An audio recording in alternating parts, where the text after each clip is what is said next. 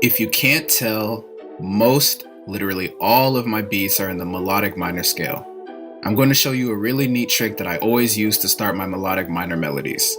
First, I pick a note that sounds good to me. Then I count 6 empty note spaces above the first note and place my second note on the 7th note space.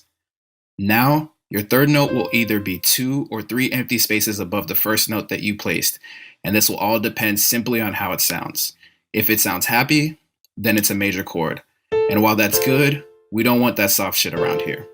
So adjust your middle note within the range that I specified until it sounds the opposite of happy, i.e. dark or scary. This may not be intuitive at first, but before you start spazzing in the comment section about how it's not working, just give it a few practice runs. I promise it'll get easier and soon you'll be able to pump these melodies out in your sleep. Here's what we have so far. Once you have the first chord, the second one is basically in the bag. Place your first note 1 note below the first note that you placed in the first chord. Give 2 empty note spaces and place your next note on the 3rd space. Then repeat this process once more, but this time from your second note.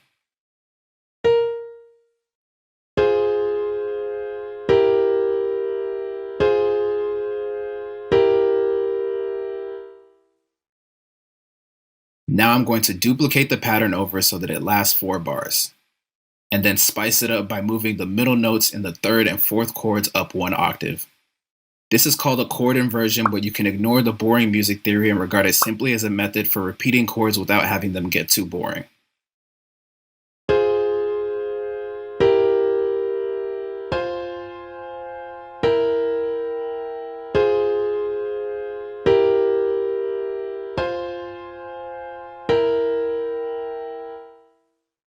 Now, all you need to do is add a melody on top of your chord pattern.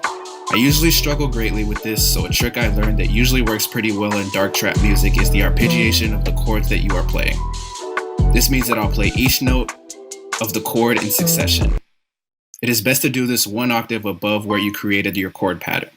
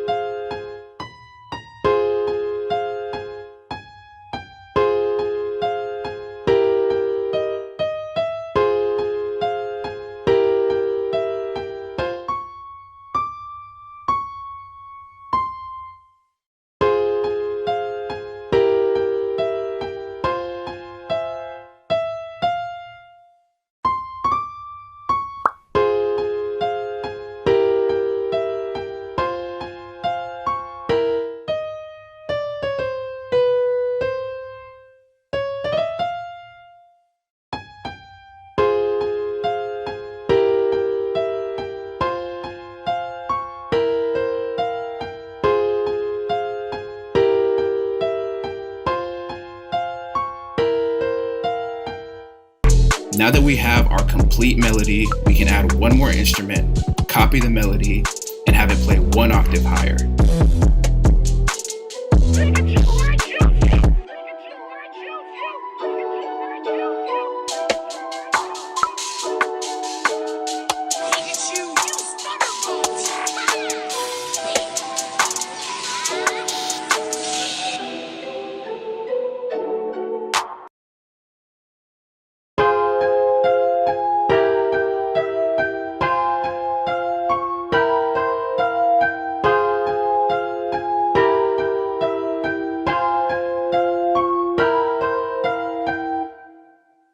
For this next part, you will need to record the melody that you have created so that you can sample it.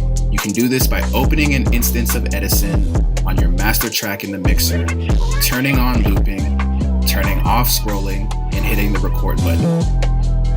Next, make sure that your playlist is in pattern mode and then hit play. Allow the melody to play until it has completed, and it's okay if it goes over a bit. Next, in Edison, trim side noise by clicking this icon, and then select the portion of your sample that is a loop.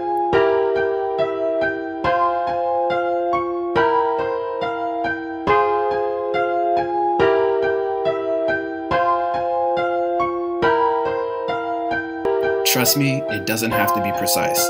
Good enough is perfect in this instance.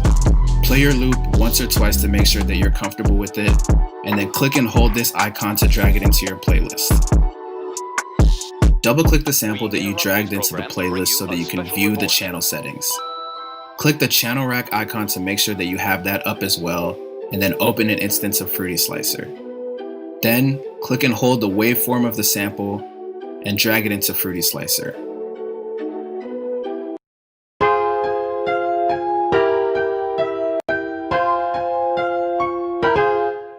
Click the slicing icon and select which slicing option you would like to use. You can accomplish some pretty cool things with each one, but I almost always use the beat option, so that's what we'll do here. After that, I turn the decay all the way down. The next thing I adjust is the attack slider, and I do so while listening to the melody. The attack is going to control how each sample chop fades in, so let's give it a listen and see what sounds good.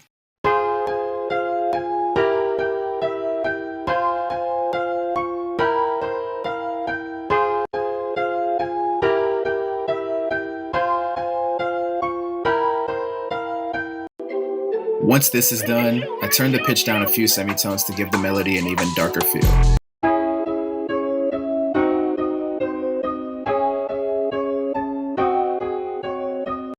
Now, from this point, you can honestly just move on to processing. I usually just use Fruity Slicer as a processing tool in itself, just to add a little bit of warping to the samples. Full disclosure, sometimes I'll even grab a sample from Looperband and just toss it into the slicer and warp it. Now, if you're feeling adventurous, you can go one step further by rearranging your chops to create a slightly altered or completely new melody. I'll do that here, but for the sake of this tutorial, I will try my best to keep it simple.